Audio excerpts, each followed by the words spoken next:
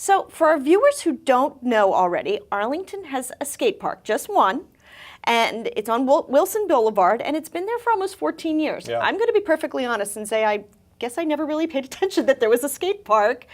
I don't know, maybe it just hasn't been in use when I've happened to walk by, but it's very popular with both kids and adults. And at the May meeting, you awarded a contract for this park. Tell me a little bit about that.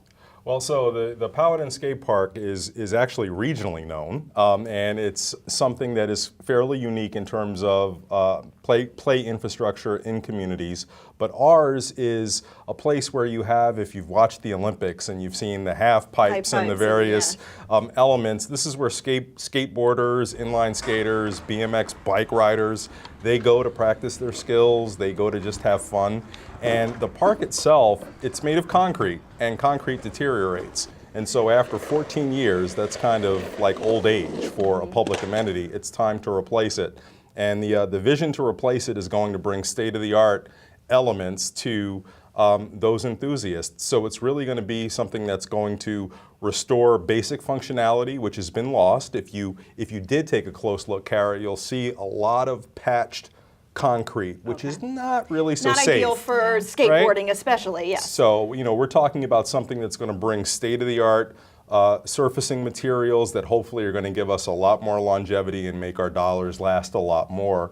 And this will, again, sort of be something that we get not just great usage from Arlingtonians of all ages, but people from all across the region. Now, when you were looking at renovating this park, getting some new skin on it, shall we? Yeah. Did you talk to those who were using it? Did they give some input into the design or what they wanted to see in a new park? Well, of course, as you were talking about with 4 Mile Run, of course we talked to our community.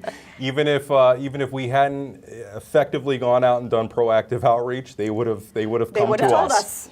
And we heard from not just young people, surprisingly, lots of moms who had taken up skateboarding, inline skating, who came to us with all of the ways in which the park was not quite fulfilling its potential to meet their needs. And so I think with the new design, we're going to see a very thoughtful execution of what has really been community-centered feedback on how to not only situate the elements, but also how we can envision the park operating so that people who are extremely skilled and daring with their tricks and how they ride or how they skate, how that can also be compatible with those just learning, so that it's a place where everyone can be welcome. Okay. Of all skill sets. Absolutely, because one of the things that I heard that was really poignant to me was a mom who was introduced by her teenage son. And he was at an expert level, she was at a novice level, and then they brought along his younger sister, her daughter,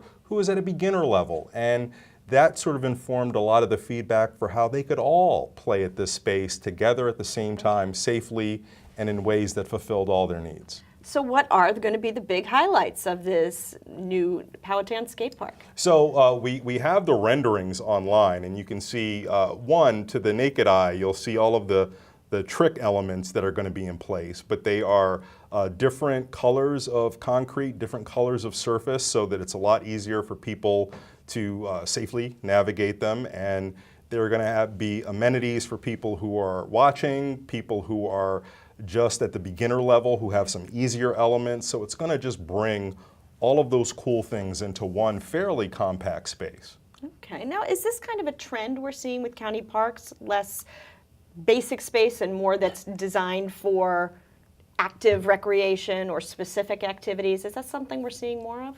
Well, I would say, Katie, we're trying to balance really everything. Yeah. We had this extensive public engagement where we sought to plan our open spaces and to be very mindful of how our community likes to play and what are some of the best practices from elsewhere. So what we're seeing is this very intentional effort to make sure the casual users who just want to enjoy the outdoors are also served alongside people who have specific recreational needs. And this is just one example. This is very specific. You can't use this for much other for than a baseball game. Right. It would be awkward. That's right. So we're not going to have one of these in every neighborhood. We've only got one in the county, but that's okay, as long as we're providing across our whole inventory all of the different things that people will use and enjoy. And I think actually, Kara, to your question, if anything, there's probably a little more of an emphasis these days on what Christian was alluding to, what we're calling casual use space. We've heard from a lot of residents it's not passive, right? People choose to use it in all kinds of active ways. But one of our residents has put this in such a compelling way to me, which is that we have to start recognizing that casual use space is not just the space that's left over when you've already fit in the other amenities. And you can start to see this reflected as we go in different park planning. You know, when we talk, for example, about those two options for how to balance the use of Jenny Dean Park that we were just talking about with 4 Mile Run, there was a real goal of trying to make sure there was contiguous open space, casual use space that wasn't programmed. And I think you'll start to see a greater emphasis of that. It's really a big theme that came out of our public spaces master plan update. Okay, and of course, Arlington was just named the fittest city in America. Not a city, but we'll take the designation And the regardless. Trust for Public Lands just called us the 4th best park system in the country. So, I mean, it's pretty getting proud of some that. recognition Absolutely. and further evidence that Arlingtonians do definitely enjoy getting outside and their outdoor recreation opportunities. And I believe we were 3/10 of a percentage point behind the District of Columbia. So that's our Right. next Coming target. for you, Dee. That's our So- next target. Pretty tied. So.